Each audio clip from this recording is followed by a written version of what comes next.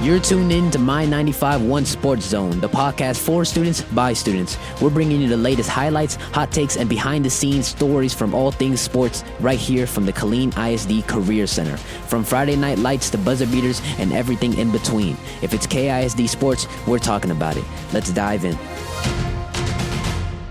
Welcome back to episode 8 of the My 95.1 Sports Zone podcast. We're going to get right into it. I'm going to hand it off to Brandon, and we're going to talk about Chaparral versus Lake Belton. Well, Chaparral did not have a great weekend. You know, I thought this was their chance to finally get back on track. You know, they were going against an 0-8 team in Leander Glen, and I don't even want to talk about it. I mean, they're on a losing streak. Yeah, seven straight game. I thought, and you would have thought going against an 0-8 team, maybe a team that's really, really been struggling themselves. You would think like, okay, maybe they can get back on track. This seems like maybe they can finally get their footing again. Yeah. And then next thing you know, they're down 21-0 in the first quarter.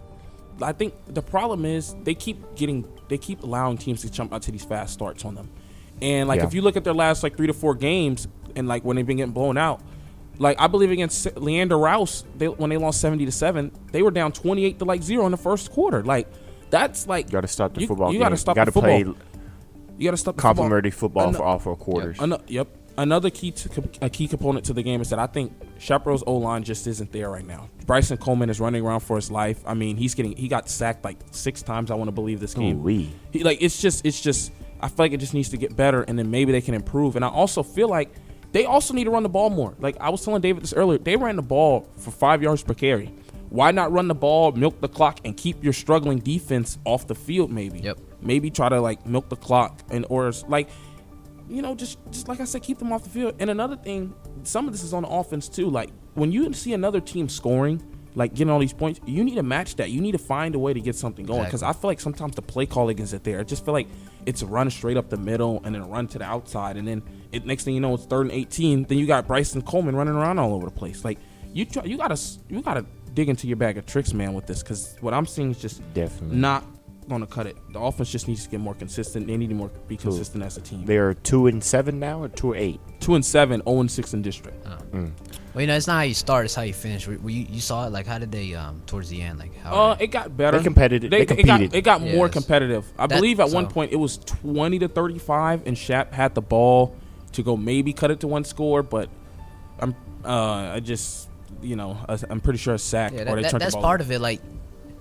Like I said, it's not how you start, it's how you finish. But when you start down, 21-0 on the road against an 0-8 team, that's just. I imagine it has a lot to do with them not wanting to run the ball a lot, because you want to save as much time on the clock as possible to score. But and another thing is too, it's why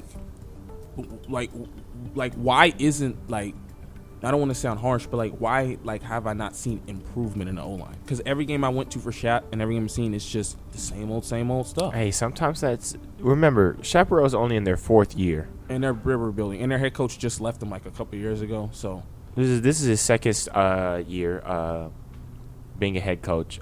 They definitely will continue to get better. Now, what Brandon say is not inexcusable. They definitely should be able to get better. But maybe sometimes you have to have to block 6 guys, keep your running back in the backfield, or maybe go extra pass protection and keep 7 guys. And keep in mind, it takes 2 to depends on the type of situation. My bad, Gio. Yeah, it's just if it's 3rd and long, got to come up with a decent route combo. Yep. Protect your quarterback and at least give him an attempt where he's not running for his life. Even throwing tight ends in there with the running backs. To get some extra guys. Like I was gonna say, it takes 2 to tango. That's credit to the Lander Rose. Glenn, I apologize. Glenn, their defensive line also managing to take advantage of that and gain through there. So that's great on them as well. Now, Killeen High had a bye week this week, and they're preparing to hopefully get their first win in almost 2 years against 0-9 Bryan. This game is titled Battle of the First Win. Both teams are defeated, have not got a win yet, and are desperately grasping to get their first win. It sucks, though, because looking at Bryan, if you looked at the schedule date, and none of the games, I haven't seen them even compete. But Chaparral could easily be something like 5-4 right now, or 4 Killeen, or 4-5, or even Killeen, 3-6. Killeen, pardon me, 3-6 maybe. But man, just every time you think they have a chance to do something, the ball always falls the wrong way. that's just the way the cookie crumbles for them. Definitely. I think this is going to be a really competitive game. Me Both too. teams are going to fight to get their first win. Definitely. Yeah, We should definitely keep eyes on this game I believe Colleen will get it done. But Me you too. never know with them. Them dudes could be up 21-0 in the fourth quarter, and you just check. Have some voodoo magic Have some voodoo happen. magic come up for the Brian. So you just never know. What do you Yep. think, Gio, though?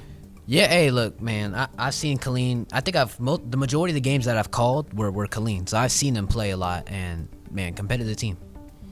Yeah, They I think compete. they're That's really, Their defense is I believe really good. especially their run defense. Yeah. They have one of the best run defenses I've seen. Now it Yeah. didn't look so great against Shoemaker. Yeah, no, but that's Shoemaker. yeah, But they had a bit of a rough stretch against like Harker Heights and Shoemaker, and even I think Temple, but I think they did a decent job against Midway.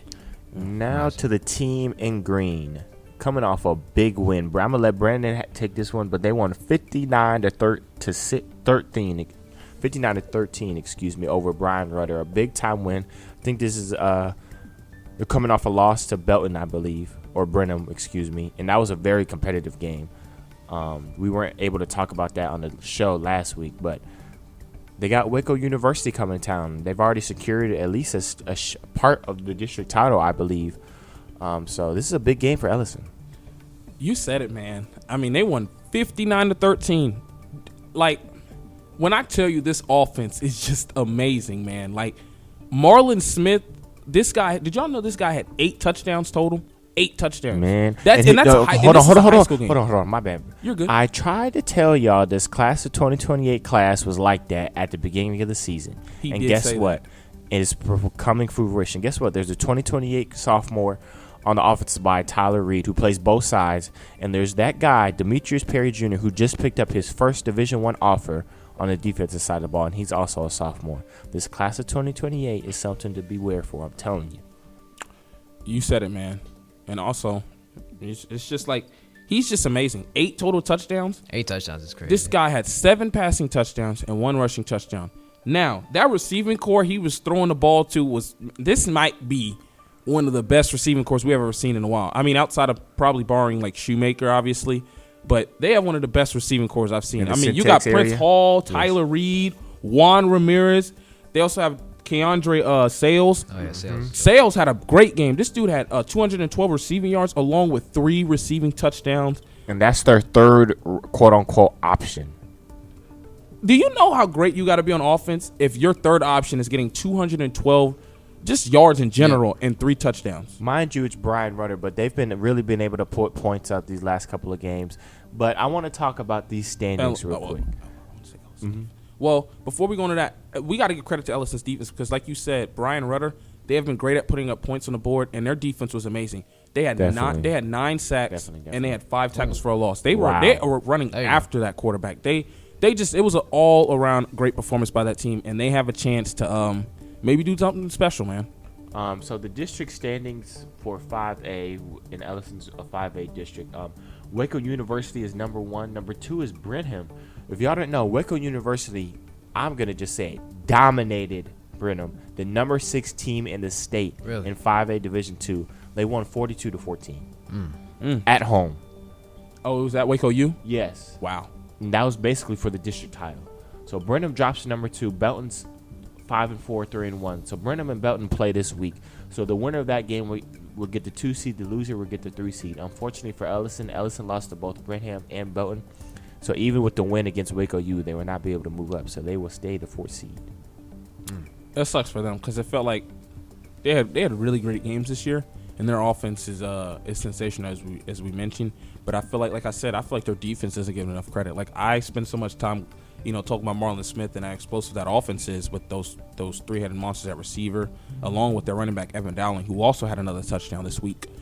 Their defense is amazing. They can get after the quarterback. Like I said, 5 sacks and 9 total tackles for a loss. Pardon me. Sorry. But what do you think, Gio, about Ellison? Yeah, I mean, like I said, Ellison's another team that we've called a good amount of games, and in every one that I've seen them, it's always been competitive for the most part. Mm-hmm. Even when they played Shoemaker, what are they down like 21-0 at halftime, and they made it a closer game. Yeah. Like they had a 21-point stretch in that 4th quarter. But then you said you had Ellison in your top 5 last show. Did I not? Yeah, I don't know about last show, but yeah, a little bit ago I did have in my top 5 because mainly because of the offense of Marlon Smith, bro. Like, that dude is crazy, dude. Crazy, man. 8 touchdowns. And it's like, and you can say all you want, but like, no matter who you play against, that's in high school. And I don't care, even in the NFL, like, that's 8 touchdowns. Is a lot of touchdowns. Do you know a touchdown's worth 6 points? That's 48 points by your quarterback. By one shout player. out to Marlon Smith and the guys. Yeah. And they're putting in a bunch of work, and they're going to be dangerous next year. The battle of blue and red in Killeen, Shoemaker versus Harker Heights. Ooh, game of the week. On Halloween, the game of the week before we saw y'all. This game, this score doesn't show how competitive this game was. Shoemaker, Heights had a malfunction with the snap, and Shoemaker was in plus territory their first possession. Yep. And Heights stood tall on 4th and goal, getting the interception. And that was the main story of the game. Poor execution by Shoemaker in the red zone is really what cost them the football game. And they weren't able to really run the football like they usually. They only had 141 rushing yards. That they haven't had that road rushing yards all season. That was a season low for them. Damani Allison was 16 for 23, 232 yards and 1 interception. I'm pretty sure that's his most passing yards he's had in the game this season. Sophomore Tarnell Wooten had 8 receptions for 80 yards, and Jamal Polite Jr., boy, oh boy, 5 receptions, 120 yards, no touchdowns. But Damani Allison was the leading rusher with 10 rushes, 84 yards, and a touchdown, the only touchdown they scored. But I will. One thing I would like to say is that I think Heights was the one team I felt like was able to. I felt like Heights was the one team that was able to kind of somewhat. I wouldn't necessarily say shut down the run, but match up well, being physical enough with Shoemaker. Yes, definitely. Because Shoemaker has been running. I mean, there was games they had almost 400 yards of rushing. Mm-hmm. That's just rushing yards in total. And Damani Dale Addison, which is their quarterback, mind you, was their leading rusher with 84 yards. Heights hasn't allowed the top running back in the district get over 100 yards, and there's a 4-star running back in this district. So, hey, shout out to Heights. Shout out to Heights. That defense stood tall multiple times. I mean, and me and David, I believe all of us was at the game. You know, when Shoemaker went up 10-7, we all thought like, man, okay, Shoemaker might win this game. And then just like that in 3 plays, boom, right before halftime, Heights scores. It was 2. They scored in 2 plays before. Oh, it was 2. It was a shovel pass to number 10, the big tight end. I was a big fan of him. And then, mama, there goes that man, Ryan Taylor, on a quick post route and scored quickly. I thought that's who that was. That's really what swung into the. But the crazy thing is, Shoemaker coming out the half was at the 5-yard line after a big throw to Jamal Polite Jr. and Heights stood tall again. They went for a fake field goal, a 4th and goal, and Heights was all over it. But that's the main story of this game. Shoemaker is deep into the red zone 4 times this game, which just wasn't able to punch it in. I have one question for you. So I don't know if y'all remember this at the game. It was like 7 minutes to go or 6 minutes to go, right? Mm-hmm. Shoemaker's down 11. You know, it's 4th and 18, and you know, no, and not trying to call on names, but like Shoemaker decides to kick a long field goal. Mind you, this is high school. They decide to kick a long field goal. I mean, you're down 11. Even if you get the field goal, you're going to need a touchdown anyway. Do you think maybe you try to just go for it instead of kicking that field goal? The only reason I say no is because they were near. That would have gave Heights more plus territory to milk the clock out. So I feel like you got to at least try to get points, easier points than just trying to go score and get the first down first. And when it's 4th and 18, I mean that's a big risk. That's a very big risk. That could have put the game away. I was just thinking like maybe like even if you can get a little screen pass to Polite, and even let's say he doesn't pick up the full 18 yards. I mean, you're backing Heights up. Let's say you get 15 yards. That's what I was looking at. If you kick it, because remember wherever you kick it at, that's where they get the ball. But if you can even just get 16 yards, you're backing them up, and maybe your defense can cause a forced fumble right there, and you get the ball right there. Yeah. That's what I was looking at it from. I think it also depends on your kicker. You know, if I got Oakley Goins, like I'm kicking it. I don't know much about Shoemaker's kicker, so I'm not gonna say anything pretty decent. About that. That was one of his longest. That was the longest. But there was a lot of decisions in that game that Coach Foreman had to live and deal with. There was a couple. They were in their own territory around the 39, 40-ish. It was 4th and short, and he decided to punt. But though I want to give credit to Shoemaker's defense. 28 points, but that was a late game touchdown. They played well. They probably had their best defensive game all season. Shout out to those guys over there. And these standings are going to get real interesting. With that loss, Shoemaker's 3-3 in district, and they need some. As of right now, they're out the playoffs. They need some help to get back in. Go ahead. Sorry. David's just said it. They need help. They need huge help, and it comes down to the game between Heights and Temple at Leo Buckley Stadium. 7 p.m. on 7 p.m. Thursday. On Friday. Oh, Thursday. Mm-hmm. Well, Thursday Night Lights. This is what you're made for. And honestly, and I know everybody's gonna say, oh, well, Heights should win. You know, they're the better team, which I agree. But David told me something yesterday.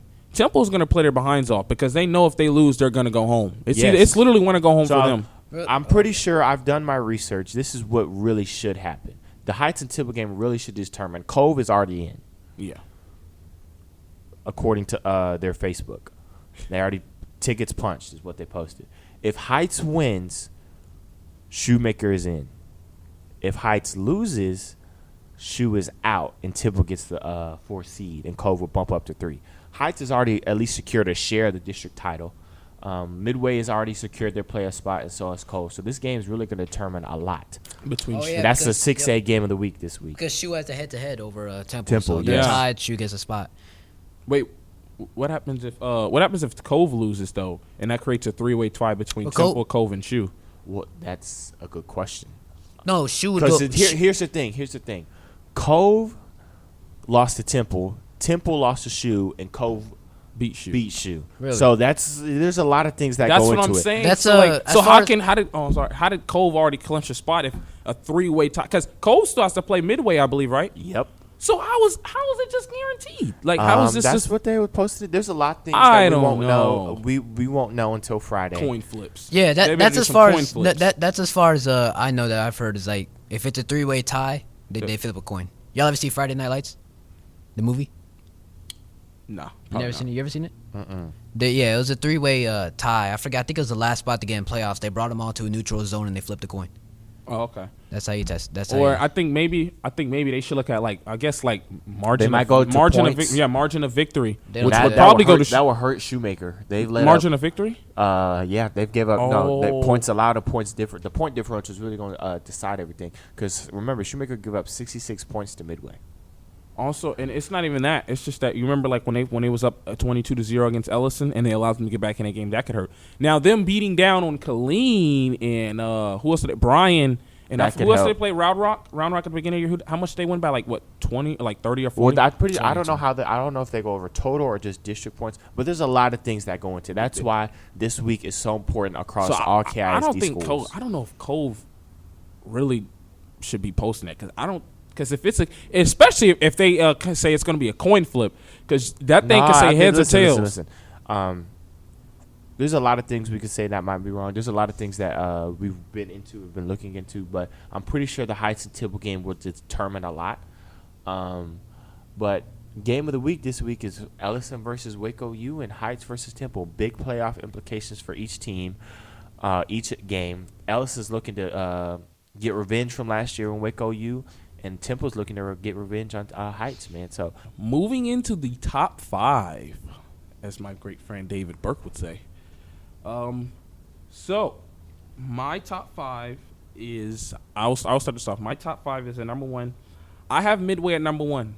Listen, I know Heights beat them, and Heights is on a winning streak right now in district, but I still believe and I know Heights beat Midway, but I believe if they played right now, I believe Midway would win, and I just feel like Midway's still playing better as of right now to go beat Shoe the way they did. I have Heights at number 2. I believe, the winning streak that they're on has to account for something, and they're deep. And the way they just shut down the Shoe's run game is impressive. So I believe they're a huge threat to do something in these playoffs. At number 3, I have Waco U. As David said, they just beat down on Brenham, the former state champion. So I got to give them credit. At 4, I have Temple. So just putting them in there. Number 3 in district standings right now. Got to crown up for something. At number 5, David's been telling me about this team. I seen something about them the other day. Pflugerville Weiss. Trying to tell y'all. Pflugerville Weiss. They're being very impressive. David, what about your top 5 though? At number 1, I have Harker Heights. I'm not gonna lie to you, they've looked like the best team in the area for these past couple of weeks with their wins. 2, I have Midway. Haven't lost the game since that Harker Heights game. Number 3, I have Pflugerville Weiss, a 5A team that should be on the lookout to make a run this year in state. Number 4, I have Temple, who's back up After that, lost to Midway and Shoemaker, and then at number 5 I have Waco U after that big win over the number 6 team in the state in 5A Division II. Brenham. Cool. I got Heights at 1. They just look like the best team, in my opinion, out of all games that we've seen. I got Midway at 2. They've also looked really good. Standings are kind of weird, how they can like share the number 1 spot or whatever, but Totally agree with that. I don't. Yeah. It should be a coin flip to determine the winner. yeah, or head to head. I would just done Yeah, head to head. head-to-head, But yeah. regardless, I got Shoe at my 3. I still think they lost to Heights, but I still think they're a really good team. I think they still got it. And then I got Temple and Cove at my 4 and 5. You can kind of flip them. Yes, Cove beat Shoe, but I think they just played better that day. I still think Shoe's a better team than Cove. I feel like I kind of agree with it. I feel like that's why I didn't put Cove in my top 5. I feel like Shoe left a lot out there on that field. Like, let's be real. I think I don't want to say this because to be rude to Cove, but it's like if Shoemaker plays that game again, like I think Shoemaker wins that game by like 3 touchdowns. To be honest, against Cove. Like I don't think that game should have been close at all. I mean, but credit to Cove, they fought back and scored. They made Shoemaker pay on the mistakes they did. So that's what happens. Yep, and it's going to be great for them. They're probably going to make playoffs, and Shoe might not. But that's going to be a wrap for episode 8 of the My 95.1 Sports Zone podcast. We'll see you guys next week, and have a great day.